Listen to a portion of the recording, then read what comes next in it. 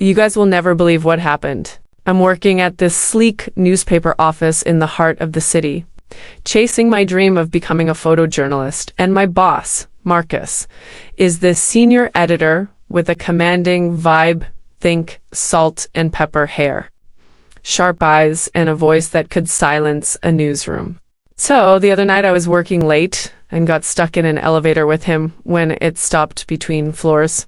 What started as a moment of panic turned into something way more intense. Want to know how it played out?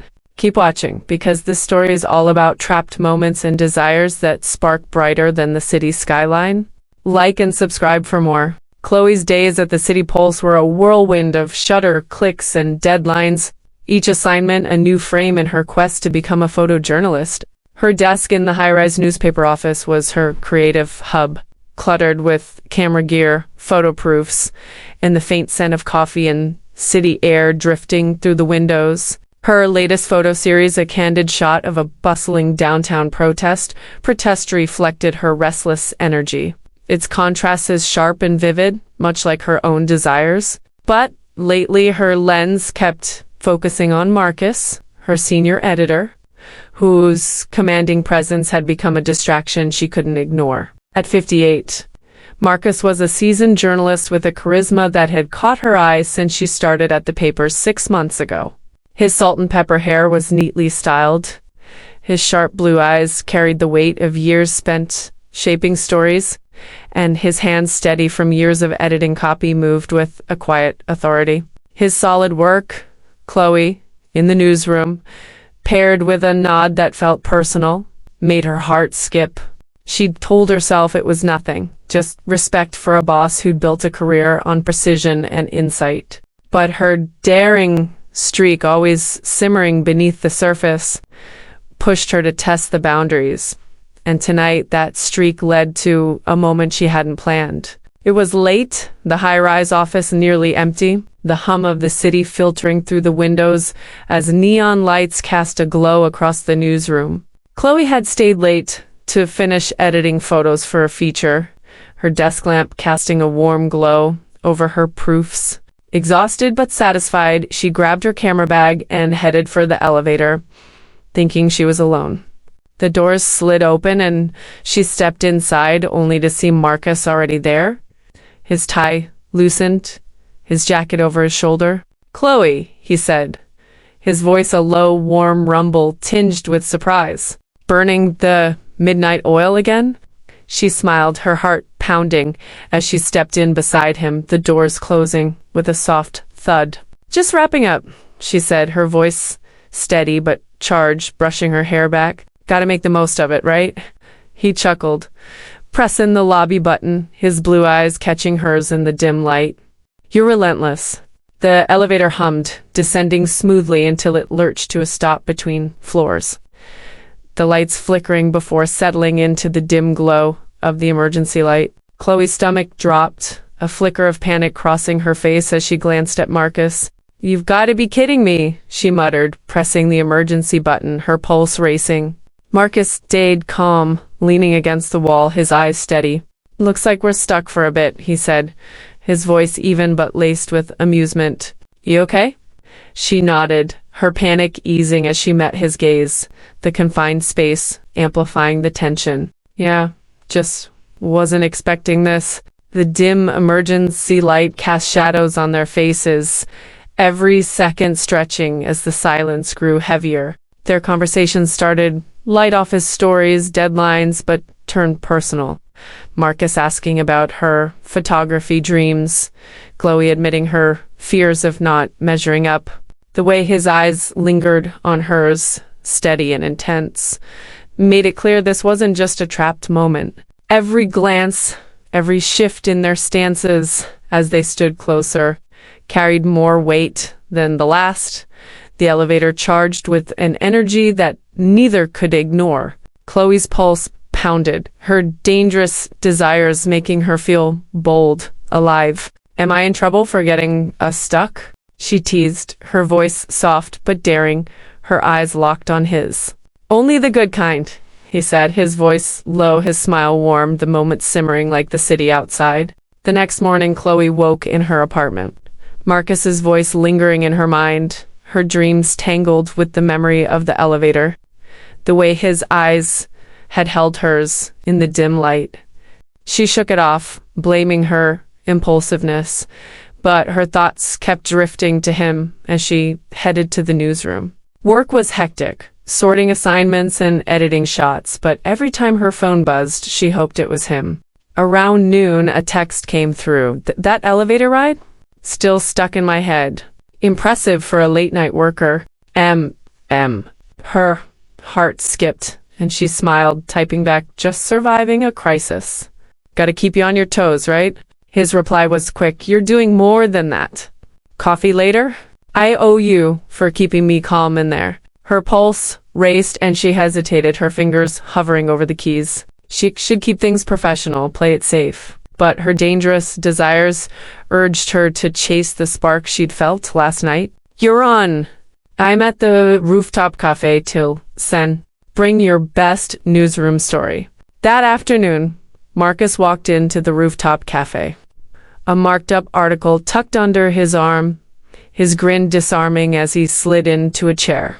Thought I'd bring a story, as requested, he said, passing her the article, his fingers brushing hers, the contact sending a spark up her arm. Chloe took the article, her cheeks flushing as she glanced at his handwritten notes on a feature she'd shot.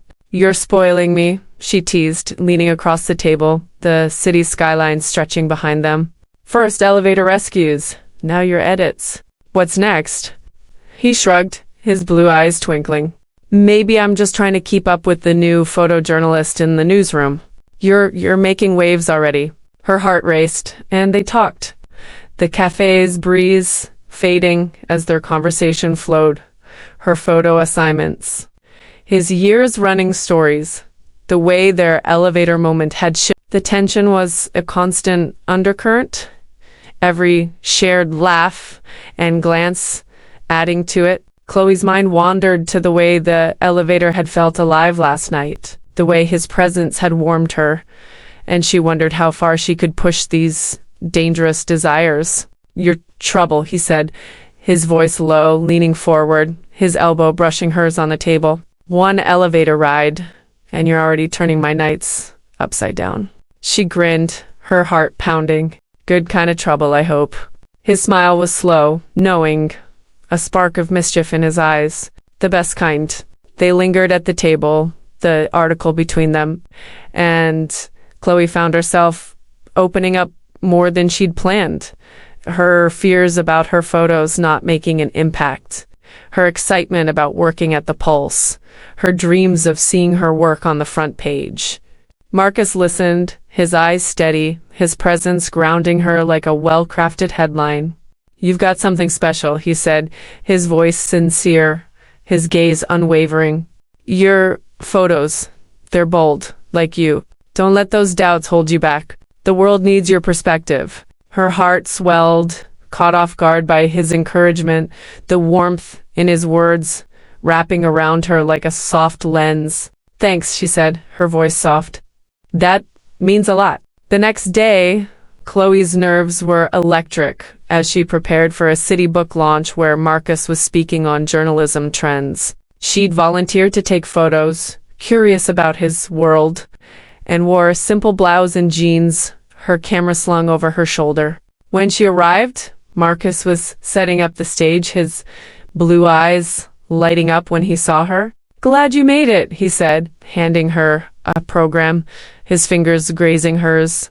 Didn't expect you to be an early bird after last night. She grinned, adjusting her camera. Gotta keep you on your toes.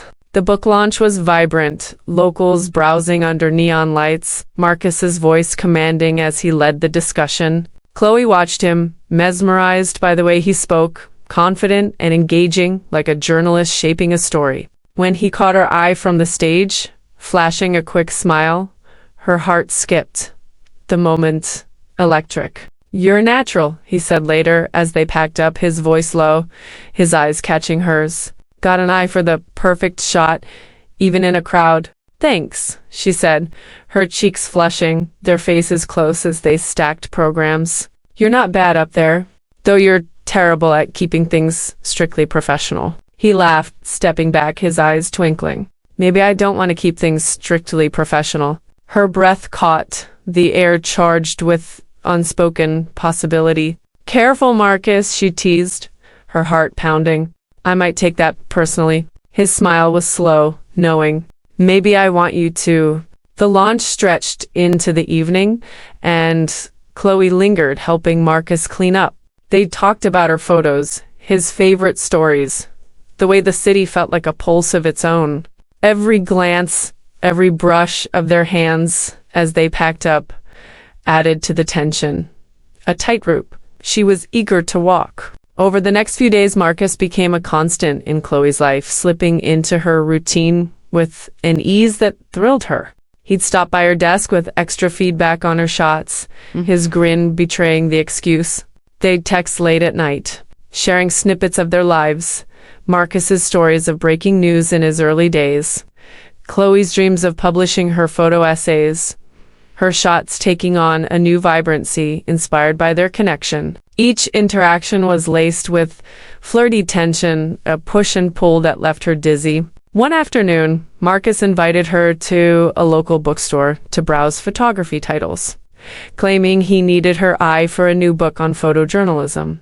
Thought you'd like the vibe, he said over the phone, his voice warm, and I'd like your company. She agreed, her heart fluttering as she chose the sweater and jeans, her camera in her bag for spontaneous shots. The bookstore was cozy, shelves packed with books, the air filled with the scent of paper and espresso. Marcus was at her side, his presence steady, his stories of old newsrooms making her laugh as they wandered the aisles. They shared a laugh over a quirky photojournalism book, their shoulders brushing as they reached for it, the contact electric. You're good at this, she said, her voice teasing as they paused at a display of photography books, making a bookstore feel like a front-page story. He grinned, picking up a book and flipping through it. Takes one to know one. You're not exactly boring, Chloe. She laughed, nudging him playfully. Gotta keep things interesting. His eyes twinkled, and he handed her the book to browse, their fingers brushing, the moment stretching as the bookstore faded away, leaving just the two of them. This one's bold like you, he said, his voice low, his smile warm. Her cheeks flushed, and she smiled, her heart racing with her daring streak. She wanted to lean closer, to push the boundaries further, but she held back, savoring the spark, the way it made her feel like her photos were coming to life. One evening, Marcus invited her to his office for a private editorial meeting, claiming he needed her input on a new photo essay layout. Chloe hesitated, her heart racing at the idea of being alone with him again. The memory of their elevator moment still vivid, but her curiosity won out. As she stepped into his office, the scent of ink and coffee enveloped her. The space a mix of modern tech and classic newsroom charm. Hey guys, Chloe said, her voice bright but with a playful edge, as if speaking to her imaginary audience, her eyes glinting with mischief. We're about to get into this spicy portion of the story, so please don't forget to like and subscribe. She grinned, setting her camera on the desk, the air already buzzing with anticipation as she turned to Marcus, her heart pounding with her daring streak. They stood by his desk, a stack of photo proofs between them, and talked her latest shots, his editorial vision, the way their elevator ride had sparked something new. The office felt alive, the memory of her bold move lingering like the hum of the city outside. Chloe, he said, his voice low, leaning forward, his eyes steady. I'm not just here for the photos or the coffee runs. You know that, right? Her heart stuttered, her breath catching, the memory of the elevator flashing in her mind. I suspected. He reached out, his fingers brushing her wrist, light but deliberate, the contact sending a shiver through her. Good, because I'm not good at pretending I don't want something. And I want to know you. Really know you. She swallowed, her voice unsteady, her heart pounding with the thrill of her own daring. Your trouble, Marcus. Maybe, he said, his thumb tracing a slow circle on her wrist. the touch sparking something new. But you're not running. One elevator ride and you're already breaking all the rules? She laughed, a shaky sound, and leaned into the moment, the heat of his touch igniting a fire in her heart. Maybe I like breaking them, she said, her voice playful but honest, her eyes locked on his. He smiled, his eyes twinkling with a mix of amusement and something deeper. Good, because I'm starting to like it too. The following week, Chloe's days felt like a photo bursting with contrast, each moment with Marcus adding new depth to her story. The newsroom was hectic, but he was a constant distraction, his presence lingering in her thoughts like a half-developed shot. He'd started leaving notes with his feedback, small handwritten things tucked into her proofs. Found a shot today that reminded me of you. Too bold for the front page? Or bet I can guess your favorite story by the end of the week. Hint, it's not politics. Each note made her smile, her heart race, her daring streak growing with every interaction. Her coworker, Mia, noticed, cornering her at the cafe during a lull. Marcus, huh?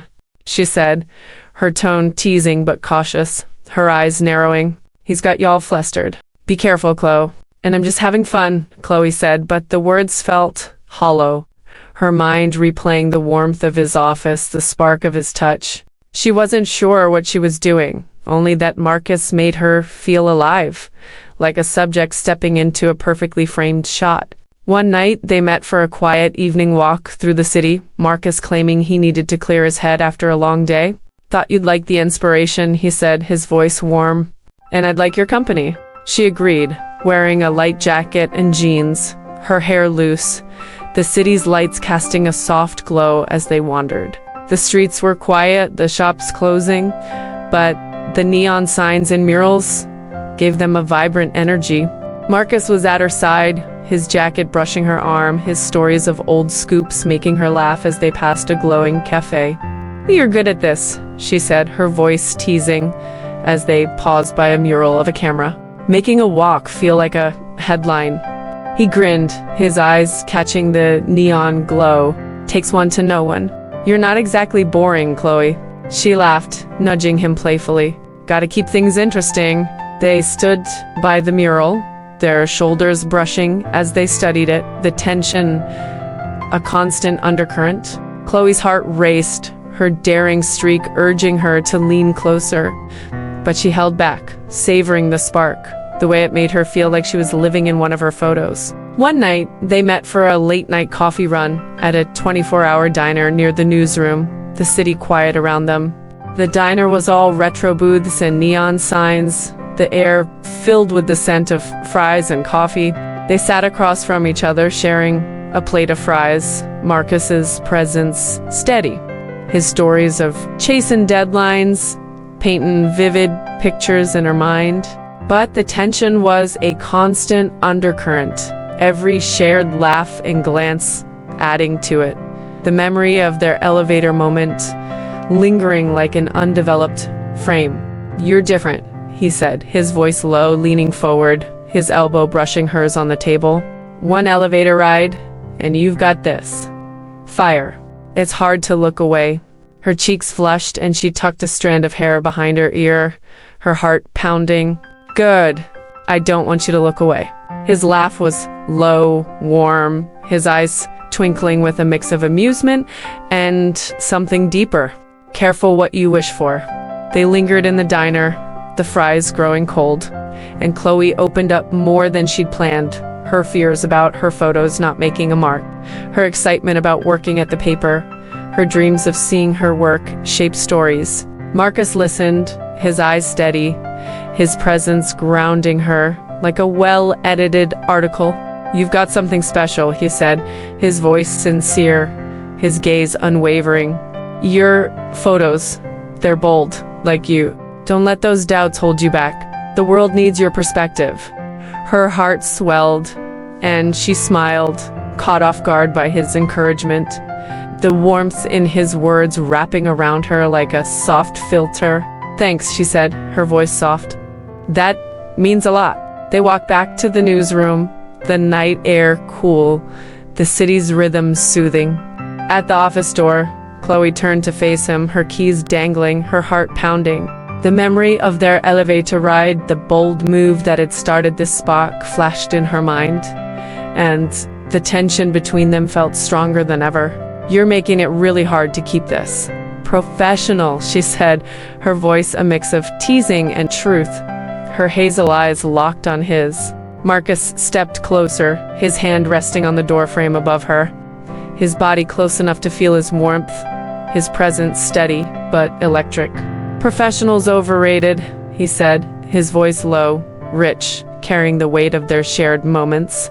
"What do you want, Chloe?" Her mouth went dry, her heart racing with the thrill of her dangerous desires. What did she want? Safety, simplicity, the job she knew. Or this him, the thrill, the fire he ignited in her heart. "I don't know," she whispered, but her eyes lingered on his lips, betraying her. The memory of their elevator moment, a quiet pulse in the back of her mind.